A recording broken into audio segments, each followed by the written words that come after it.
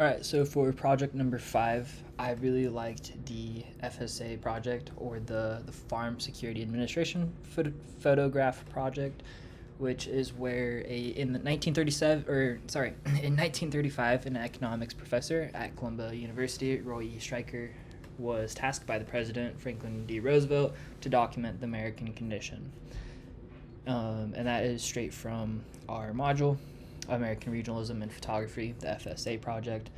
And I really like this, obviously because I'm a photographer, but because I can dig it into my recent trip, which is no longer recent, but in the beginning of the semester when I was in Australia, of course I brought my camera and I documented the Australian condition.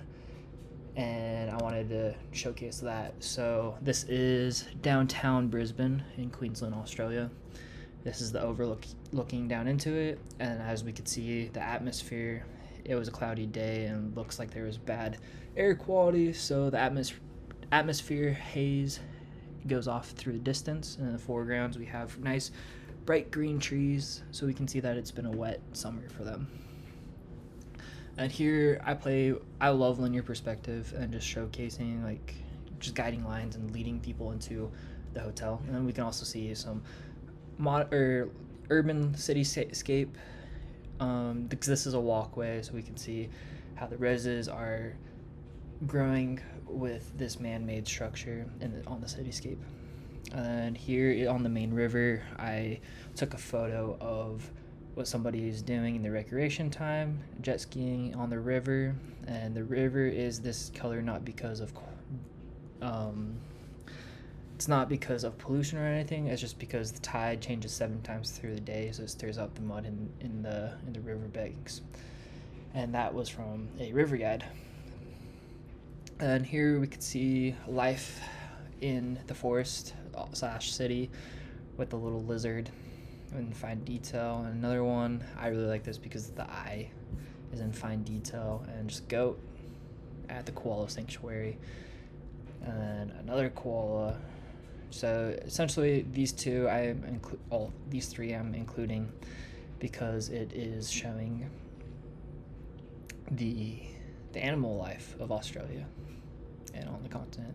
Here we can see a surfer enjoying his holiday on what would be probably considered Hawaii in Australia. Here's a nice little beach showcasing the life of the families, and some kids playing basketball at a public park on the edge of the ocean. And we see here a fisherman catching dinner with him and his wife. He's not wearing a shirt for some reason, but here we can see how Australian is a multicultural society, and there's a lot of backgrounds in different ethnics. Here we see a Australian tourist taking a picture of the sunset that is overexposed. Again, just doing what humans do, taking pictures of pretty things. Here, I really like this photo because I was walking past the court, and there's this little castle way, and I saw the light beaming out of this window, so I was like, that would be a really cool picture to frame these kids playing basketball in. So, voila. And here is a raw photo of one of the apartments in that area. And this really reminded me, looking back at some of the constructivism architecture that we saw in this course. And I went to an art museum where this artist is saying that Australian art does not exist. And I really like this because, as I said, Australia is a multicultural background, and there's a lot of different ethnics. So just like America,